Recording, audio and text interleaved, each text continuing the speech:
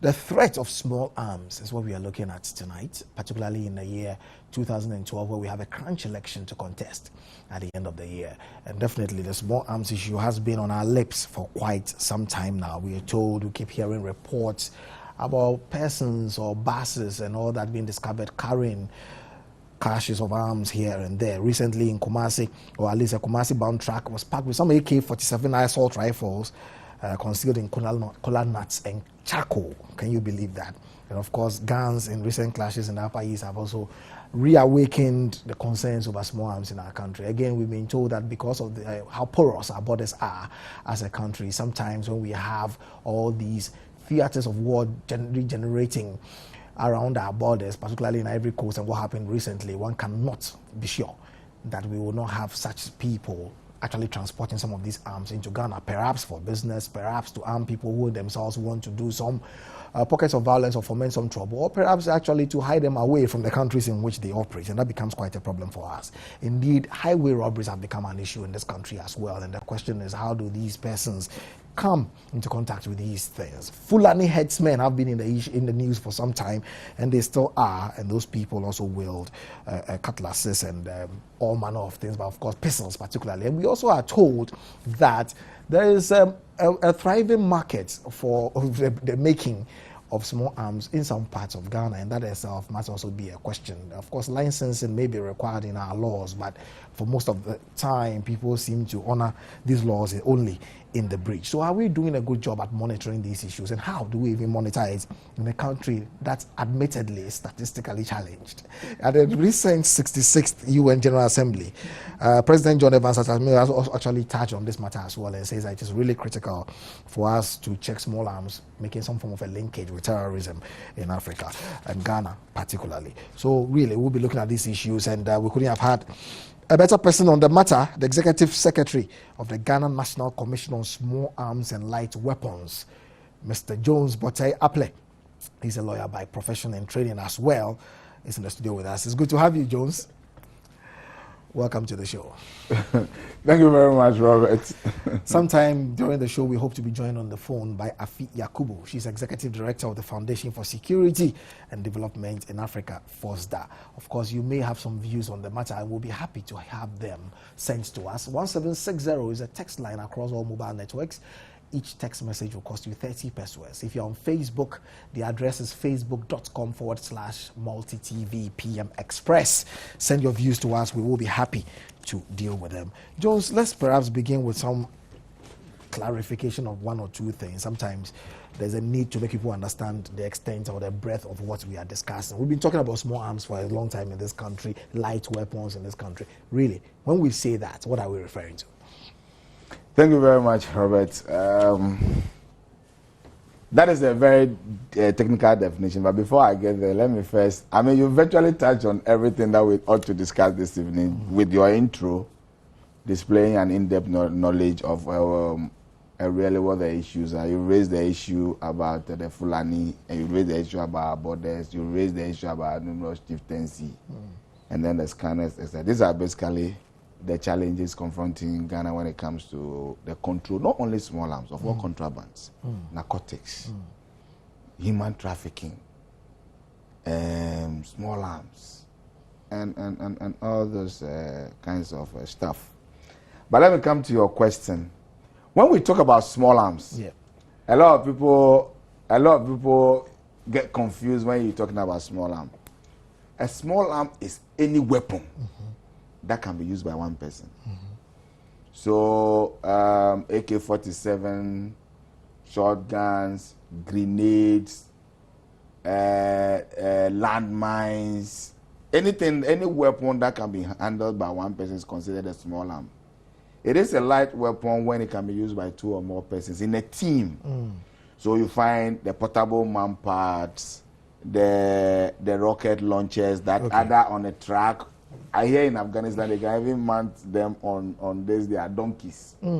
Those are and that one you need somebody to hold it before you launch the rocket. So that all those ones fall in the category of a light So weapon. we are talking about firearms. Firearms. You're talking about firearms in this. Okay, so those are what fall into the definition. Now the word or the discussion is no more. It's more firearm. Now, if you listen to the experts, we've tried to make it simpler. What is a firearm in another country, or the definition, incendiary bombs and those things. We've tried to make it very simple, to make it clear to everybody. Because what we're trying to seek in the world is that I want a situation where if I sit in Ghana and I talk about a small arm and a light weapon, it means the same to somebody in Togo. Absolutely. Not that you have different legal systems where they practice the civil law, they have their own definition inherited from France. We also have some things that we inherited. So we have all agreed on a general. Now we don't use, they also have their own terminologies, but now we have agreed that if it says small arms, this is what it means. If it says light arm, light weapon, this is what it means. Okay, but then talking about a weapon that a person can use or a group can use, I asked about firearms because a machete, a cutlass can be used by one person. It's a weapon. Anything we don't classify.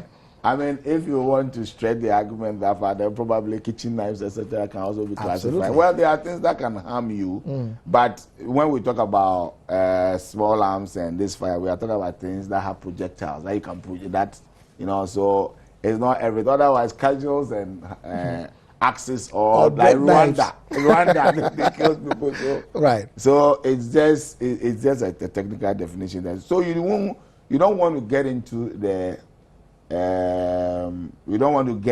the situation of absurdities, right? Everything. Okay. Otherwise, a pen can kill. Absolutely. You understand? Yes, so we don't want to get to that level. We are talking about things that you can project. You can use projectiles and you can fire. Yes. Okay. Do we have a good, a clear picture of the spread of small arms and light weapons, as it were, in Ghana? Are we able, because as I said in my introduction, this is a statistically challenged country, whichever way you look at it. It's not easy to go to any ministry and ask about how many people are in employment, how many are not, how many jobs were created in the month of X, how many. It's very difficult as a country. Does the same problem affect small arms and light weapons? Well, as you said, small arms and light weapons, it's all forms part of Ghana, but it is a challenge that we all want to overcome. Okay. The Small Arms Commission, as you know, is an agency that was created barely about 3 years ago. Sure.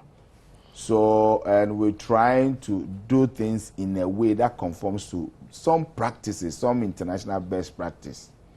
I've always been sharing this joke with people when I'm having any discussions, that look, if you take a decision that you want to make your country an offshore country, that you want somebody to sit in Switzerland, somebody to sit in America, and bank with a bank in Ghana without necessarily being in Ghana, you must do things in a certain way. All right.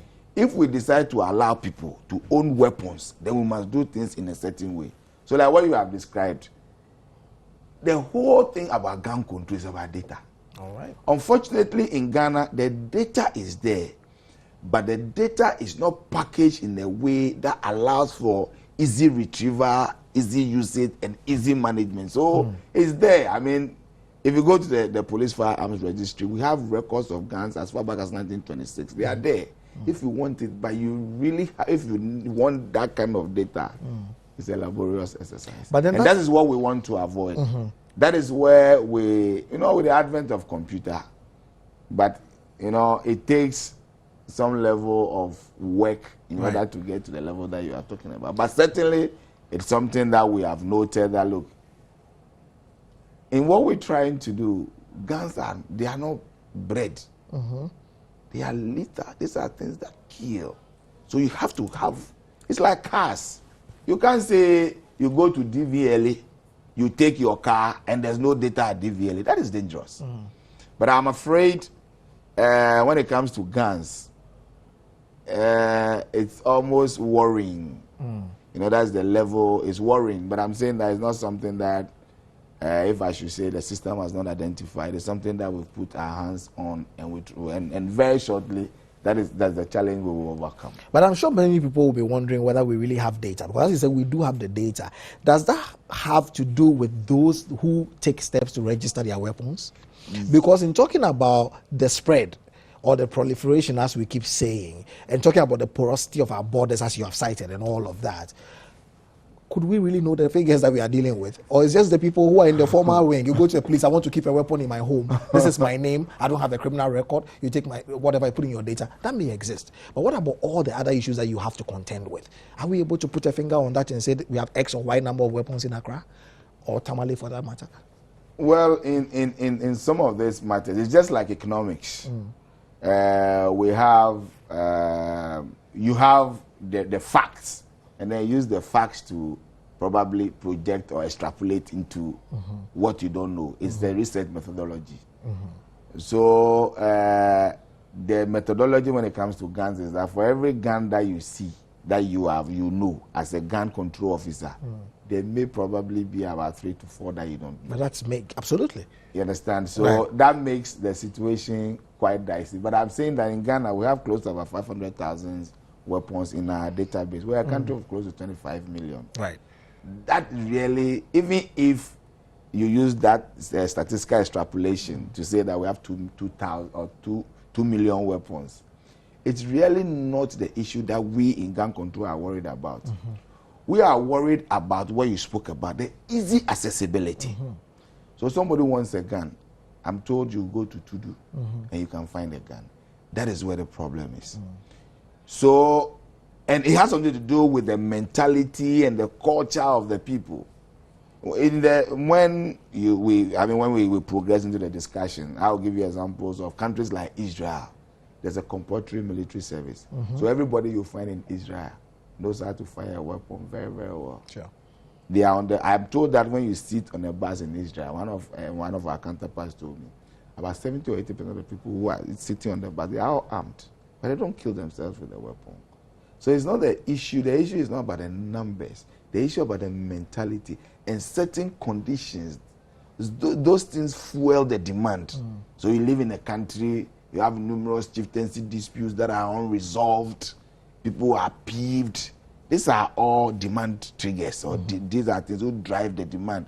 You have a boundary between communities, like you mentioned the Nyankpanduri issue. The Nyankpanduri is basically about land.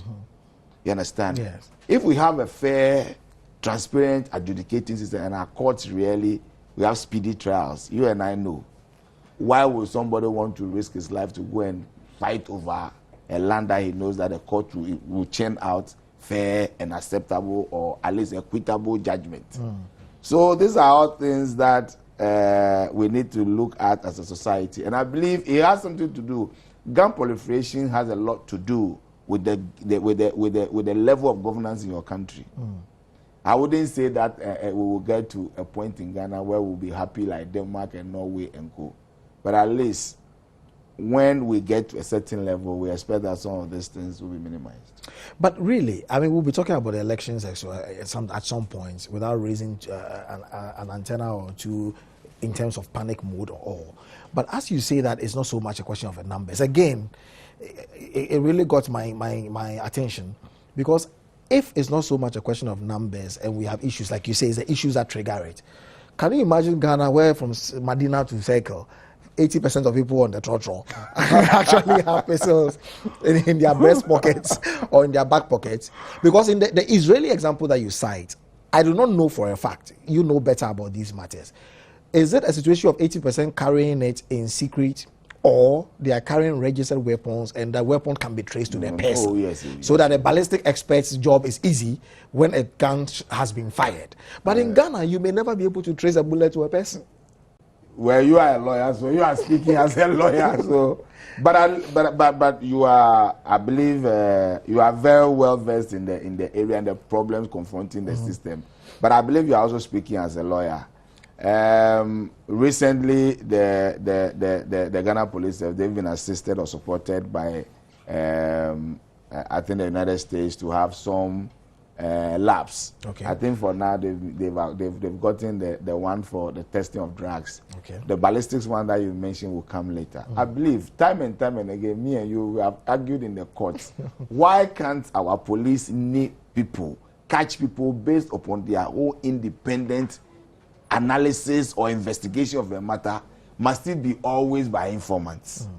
You understand? So as lawyers, we are worried when it gets to that stage. But I think that is our level of development. Where we are now, I believe even the advanced communities like Britain and etc., they also got there. But the point is that we must take the step. Okay. You understand? The step must be taken. So we must take the threat of small arms in Ghana. And the studio with me is Mr. Jones Botayaple. He's Executive Secretary of the Ghana National Commission on Small Arms and Light Weapons. So really, Jones, what is the legal regime in Ghana with relation to, small arms? And are we doing a good job of it, or you think we need to look at it again? Let me address, since we're talking about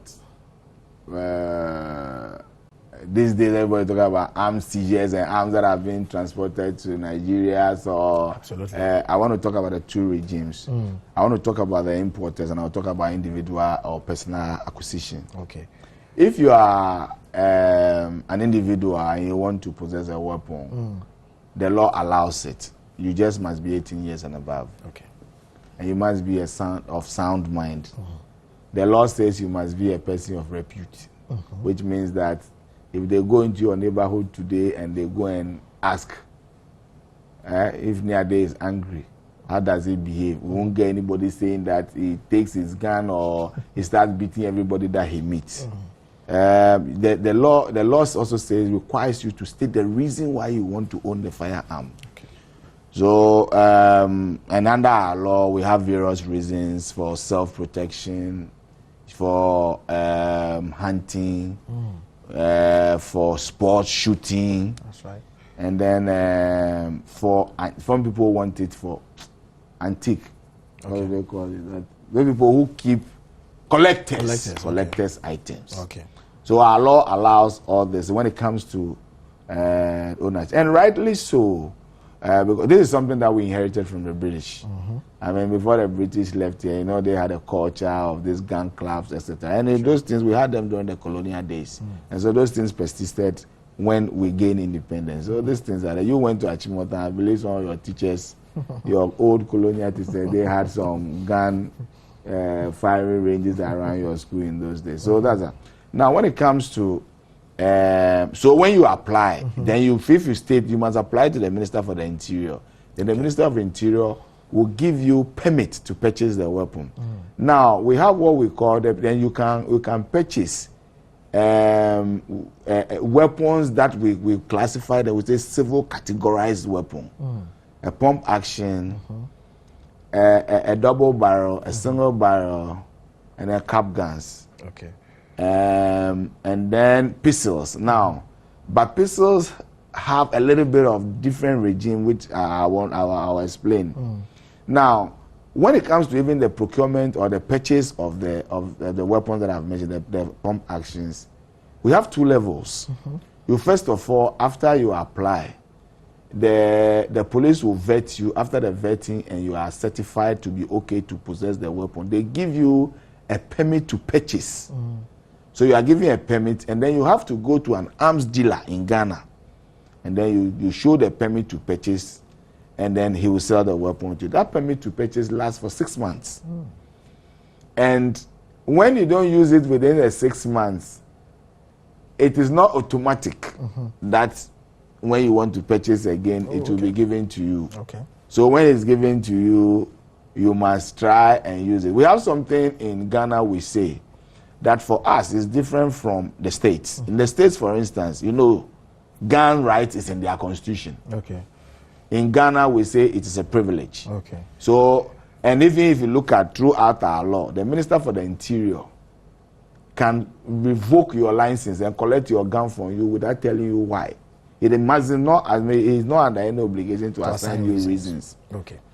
So that is when it comes to pistols. Pistols are what we call pistols, and those firearms that have those lenses and the sniper based on them. On top, yeah. We call them weapons of precision. Okay. So those are not sold in our shops, or any gun dealer doesn't sell those ones.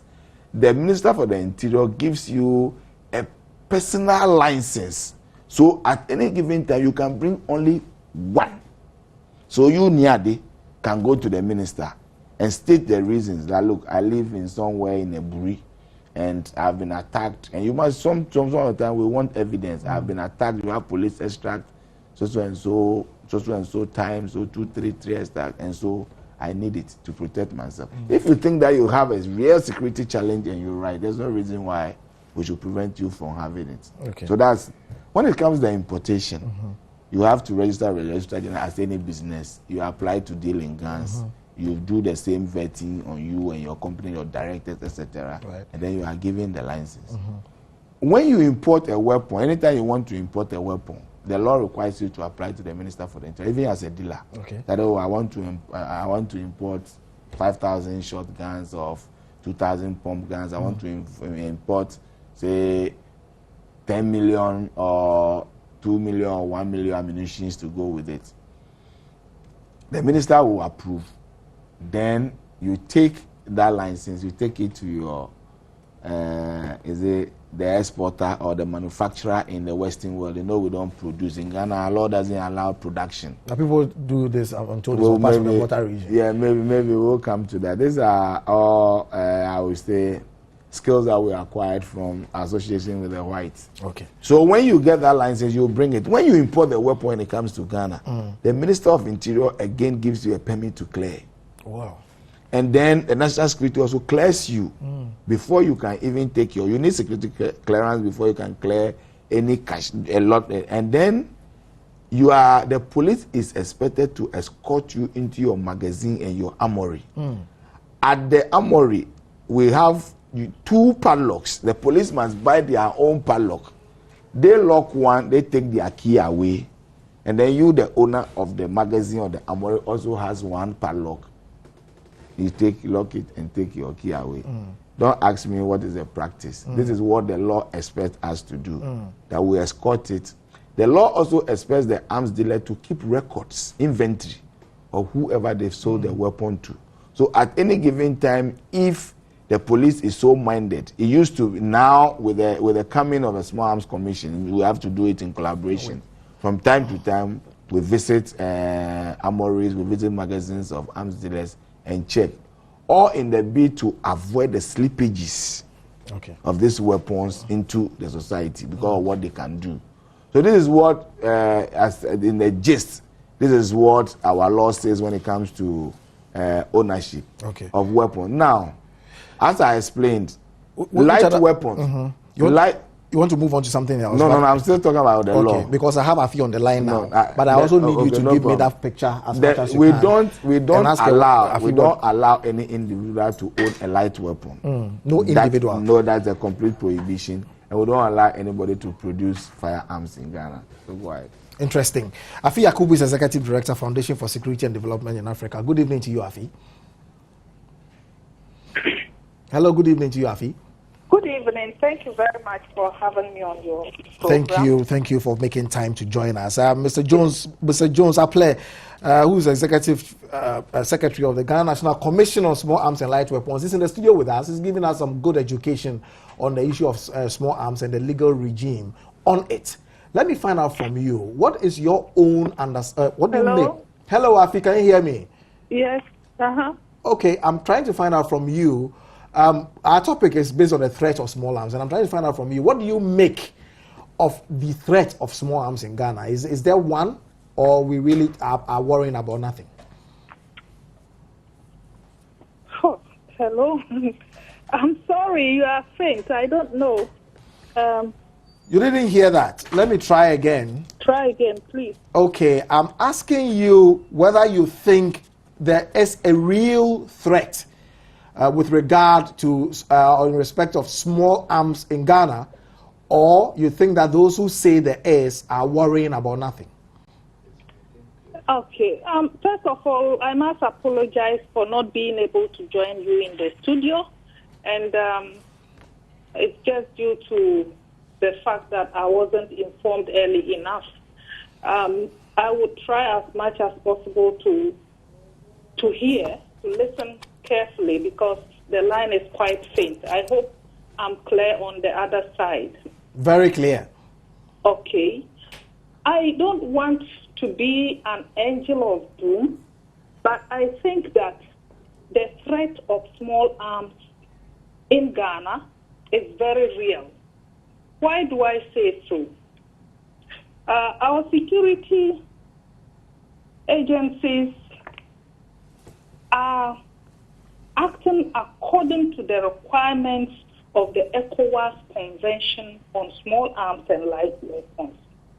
They have instituted all the mechanisms that is required of them to be able to contain the illegal possession of weapons and also its misuse.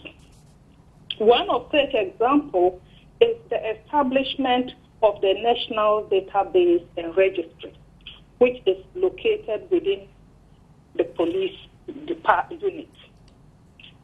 But unfortunately, we keep hearing of weapons being misapplied. We keep hearing of weapons being smuggled. And these weapons obviously are not necessarily in the hands of those who acquired them legally. For that matter, we are very unsure of the number of such weapons that are in the hands of either criminal elements or people who have other motives for possessing such weapons. An example is what is happening in the Bunkuru-Yunyo area, and just today we also heard of what happened in the central region. I think that the possession of weapons in this country is a real threat because we are bordered by a country that has just come out of a massive armed conflict. Armed conflicts that involved the use of all the heavy weapons that the ECOWAS Commission on Small Arms and Light Weapons is prohibiting. Unfortunately, these weapons are still in the hands of non-state actors. And only yesterday, there was a human rights report on the activities going on between the border of Cote d'Ivoire and Liberia. We know that West African borders are very porous. Ghana is no exception. How sure are we that even if we were to roll out all the mechanisms that we are expected to do to contain the use of small arms within our borders, how sure are we that those that have been used in other conflicts in the sub-region will not find their way into our country? Remember, we have refugee camps. How do we police those refugee camps?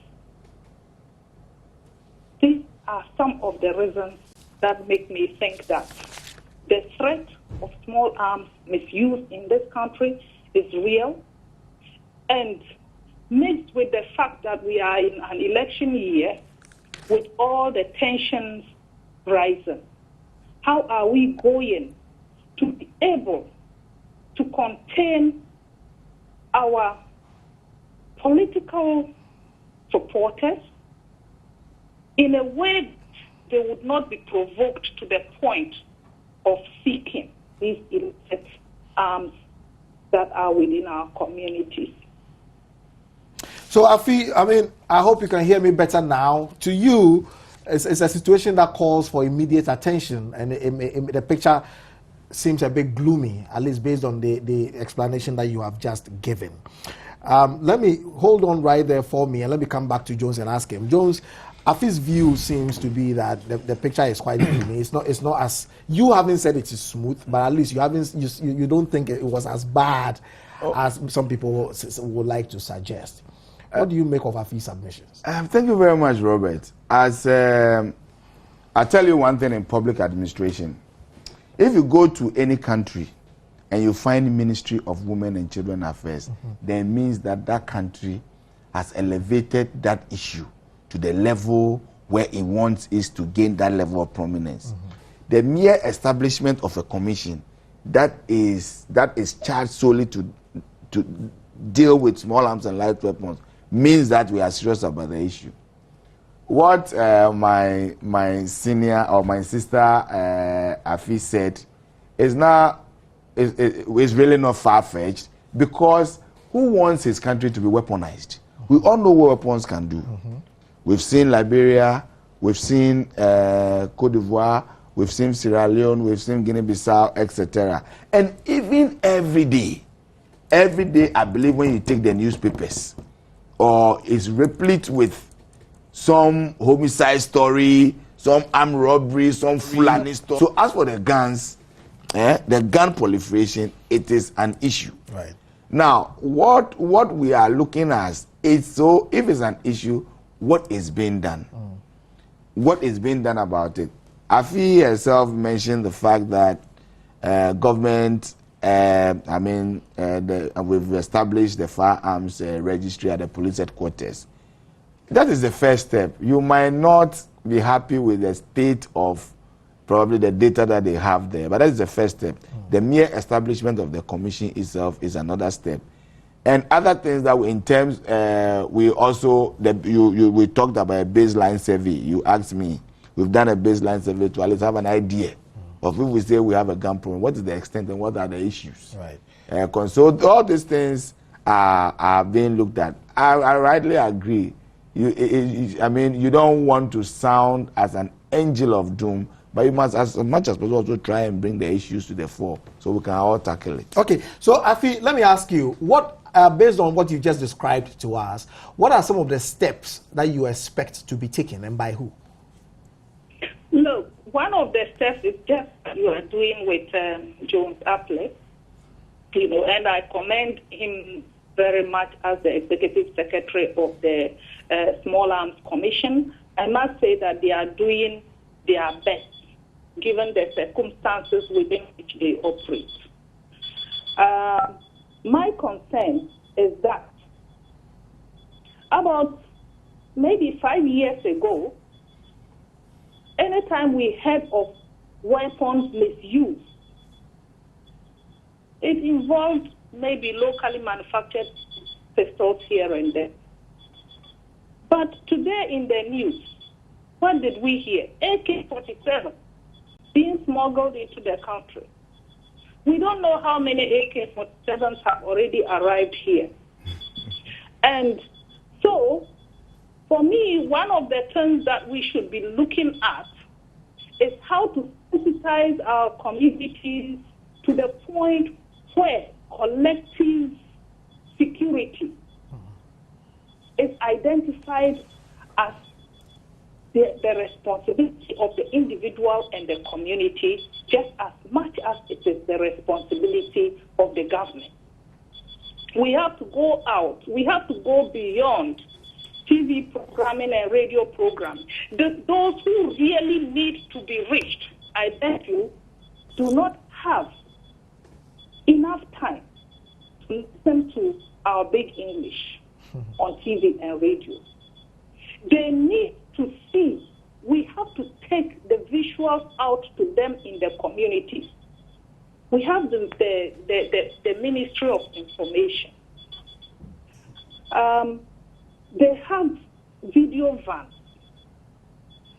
We have youth groups who need to be brought together to be educated. Now, I don't want to say sensitized. They need to be educated on the impact of small arms misuse and how it can move a whole nation into a state of conflict beyond control.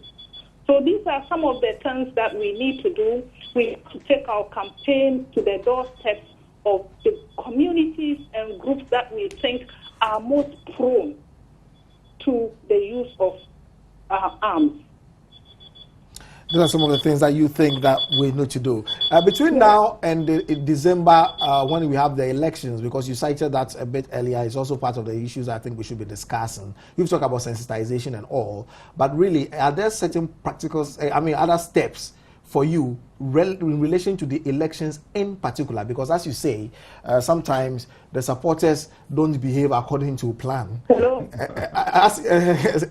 Afi, I think you have a bit of a difficulty hearing me. I'm losing you. You're losing. Okay, all right. We don't have Afi on the line here, but we'll try and see if we can get a better line with her. But Jones, really, let's talk about the elections. It's a critical moment. They say it's a crunch election.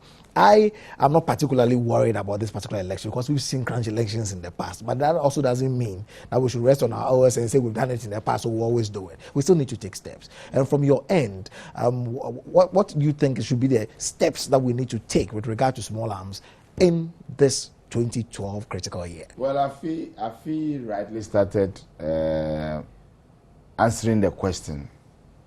See, anytime you are dealing with gun control, you are looking at three broad areas. You are looking at your laws that you are using in controlling the guns. You are looking at the guns, and you are looking at your people. You are also looking at supply factors, and you are looking at demand. What is pushing demand? These are big English, though, for the average. So when it comes to the laws, we have identified some problems with our law, where a lot of people think that our law is too lax and that we don't do even proper psychoanalysis on the people who even come for the guns. There's no proper competency test. These are all things that we've identified. These are all things that we've identified. So we will go on. We will go. When it comes to the guns, that is where you have enforcement. That's where you have the soldiers and the police officers doing enforcement. But for us, for me, as a gun control, where we are now, I think where we are now is to focus on our people. I think mentioned the issue about the political parties. The political parties must come to the realization that nobody wins in a conflict situation.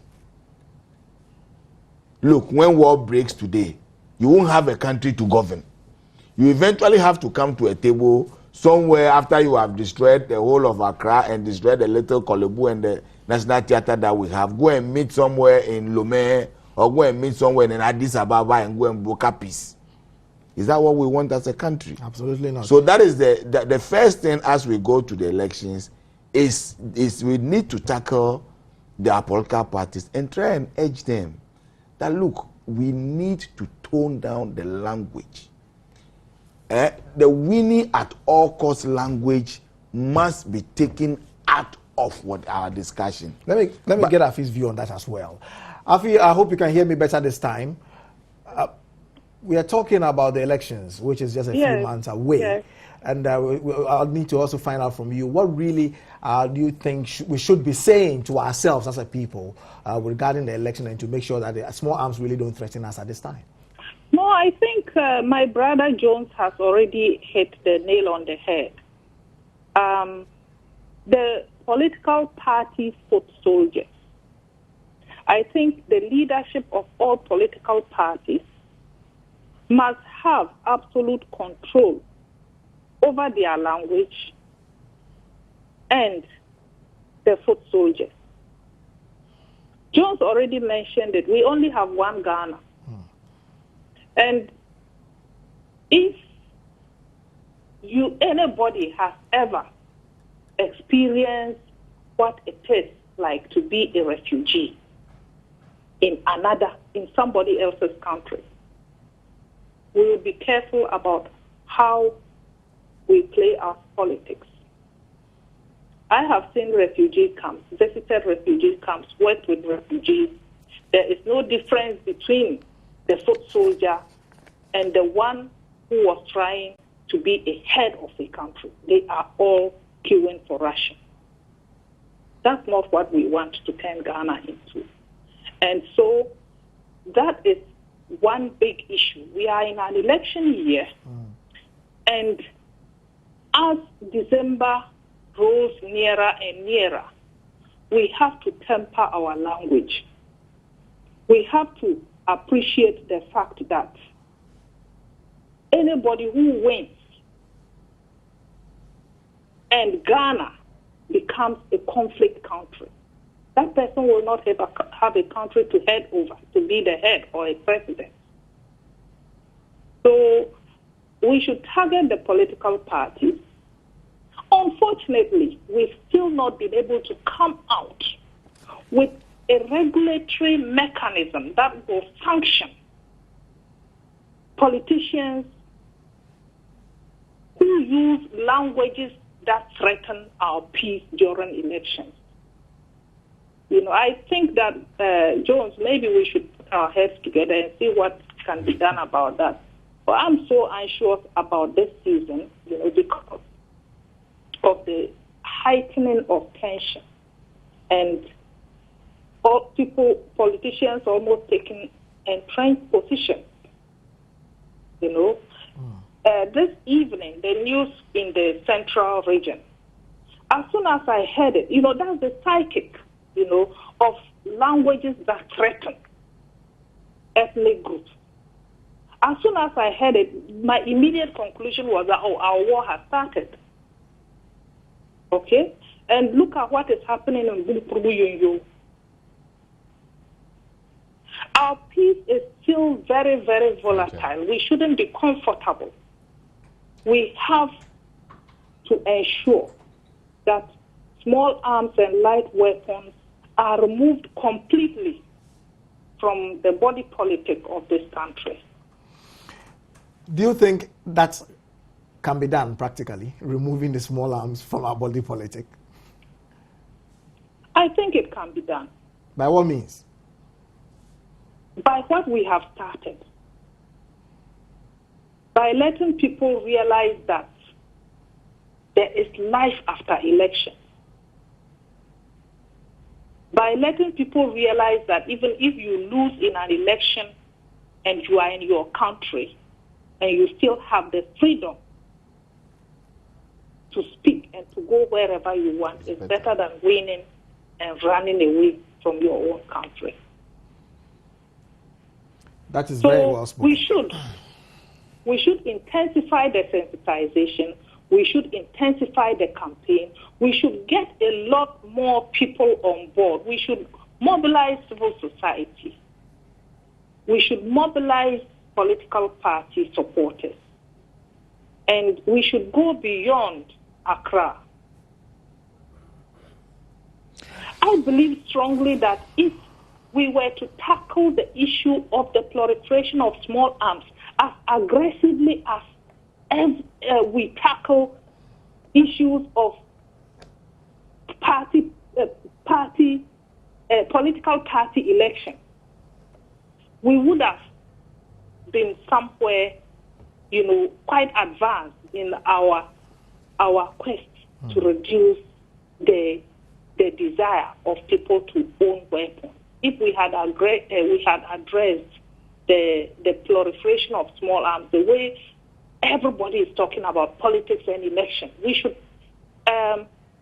organize ourselves to a point where everybody realizes the need for peaceful elections without guns. I have a final question for you, Afi, and I have a good reason why I'll throw that question your way and not to Jones, because he may not be able to say it as he should. You said that the outfit where Jones works is doing a fantastic job under the circumstances under which they operate. Those were your words.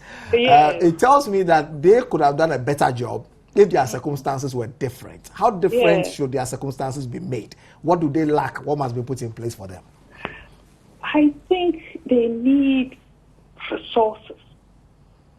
I think our government has to commit itself to supporting the Small Arms Commission. We have a commission that unfortunately depends to a large extent on external sources to do its work. I think that's not the best for a country like Ghana. Our government should have a budget, a respectable budget, a budget that will allow the Small Arms Commission to do some of these things that I have just described. But they don't have that. Mr. Aple, am I right? No comment, Afi. He says no comment. He's a civil servant. He's been civil about it. Yes. Anyway, But in addition to what Afi said Yes. about what we could do to stem the tide or try and minimize the threat, I think you are a lawyer, so you know what the courts can do. Hitherto, our law regard or treated illicit gun proliferation as a misdemeanor, which means that it could be a fine or maximum 6 months imprisonment. Right. What we thought was very critical when we were amending the Criminal Offences Act was quickly amend the penal or the sanction of the penal regime. So now it's a first degree felony. Okay. So now the discretion is with the judge to look at it. Could be 10 years, but 10 years or more. So now at least the sanction. But the point is that my joy is that once, as Afi said, if we can get the media on board, the issue for now with Ghana is the mentality. the mentality. How do we get the political parties to tone down their language? How do we deter the foot soldiers not to adventure? How do we deter them? How if they know that when you misbehave, the courts will discipline you, there's a way that they will behave. In addition to that, the Electoral Commission itself, we beg them, they must make sure their processes are apt. We beg them. Okay.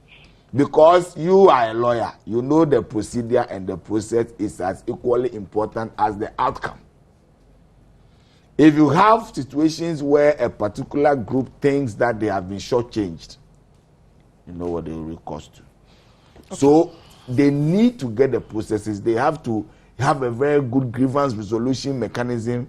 I don't even know whether there's a strategy in the political parties law where you have to, basically within 21 days or so, you report your grievance. And I don't know whether that is enough avenue to address some of these challenges that will come. Okay. But we have to have, as a country, have a very good grievance resolution mechanism within our electoral process somewhere. Okay. These are some of the things that... Let me give the final word to our viewers who've sent some messages. Isaac Abuaji says those, he's talking about Ghanaian security.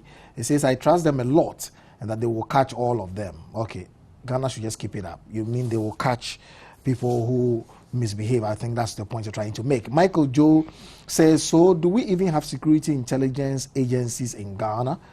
Gabriel Nanamponsa Hazel says, this is quite shaky and dicey, but I strongly believe in our security agencies. There's no need to fear. Wilson Amos Aglemo says, Ghana, stand up and let's learn from other countries as war destroys and kills people. The question is, who is responsible for all of these? Are they planning war in Ghana? Are they citizens of Ghana? Then why? God will reveal all of them. You mean those who are plotting evil. Said Fatah says, some people use all their lifetime savings to go in for arms, just to threaten their fellow human beings, just for power. All that is due to poor judgment, and that's what we are currently experiencing in Ghana. You say. Bonte Benjamin says, with all these illegal arms, are we not endangering the future of our country? Does it not create room for international criminals? Our security agencies must be up and doing without fear or favor, and to combat this unwarranted canker. Joseph Ode says, illegal arms, illegal people, illegal positions, and illegal offices. Only God will save the country. Kweku Fanti says, thank God we have special forces. Levite Eddie Adolfo Jim says that everything is politics. What's good about these special forces? Ghana has been peaceful in the old system. Well, this is from Facebook. So people get to see other people's messages and respond. Why another special forces? Has the government lost confidence in our forces? Only time will tell. Boateng Michael says, man has been given his own will by God, but man cannot move to heaven with this will. Although there is free movement in Africa, it does not mean we should allow some Fulani men to just come and destroy us. Ghana is ours, and in our best interest, let's try to save it. Let's push the Fulani men out. And then Bonte Benjamin says, if we can strengthen our borders and fight the high level of ineptitude and wanton corruption, genuinely without fear or favor, through an effective leader with real vision, who has a nation deeply at heart, from the presidency, security, capos, the cleaners. We can all overcome this dangerous situation. Ghana deserves better. We have to end it there. Afi, thank you very much for your time with us and for joining us on the show. We really enjoyed your insightful contributions to our show tonight. We wish you the very best in all that you do. Welcome. Thank you very much for having me. We are most grateful you could make time. And also to Jones Boteyaple, Executive Secretary of the Ghana National Commission on Small Arms and Light Weapons. Thank you for coming. It was a good discussion. He's a legal practitioner as well, simply put, a lawyer. And of course, Afi is Executive Director, Foundation for Security and Development in Africa.